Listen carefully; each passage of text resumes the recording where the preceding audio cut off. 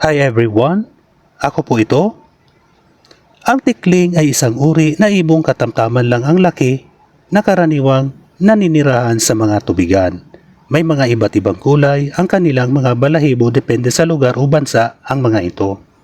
Mapagkublit at mahirap itong makita sa mga latihan, sakahan at kahit sa tuyong kapatagan. Karaniwang makikita sa mababang lugar hanggang sa lugar na may mataas na 11 metro. Matatagpuan sa mga tagong kanal, lawa at bakawan na may makapal na damo at tambo.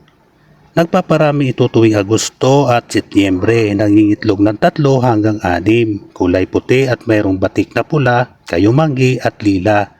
Lumilika ng matining at 2 notang tunog na tirek o ang tila ohang kets-kets-kets na inuulit-ulit ng 10 hanggang 15 nota na sa umpisa ay mabagal hanggang sa bumilis at magtatapos ng papalaho. Sa Pilipinas sila ay matatagpuan sa Basilan, Cebu, Guimaras, Jolo, Leyte, Luzon, Mindoro, Negros at iba pa. At ito umano ang inspirasyon sa sayaw na tinikling. So ayan guys, patapos ng ating pag-i-sketch. Maraming salamat po. Diyos mabalos sa Indugabos. Bye bye. Thank you.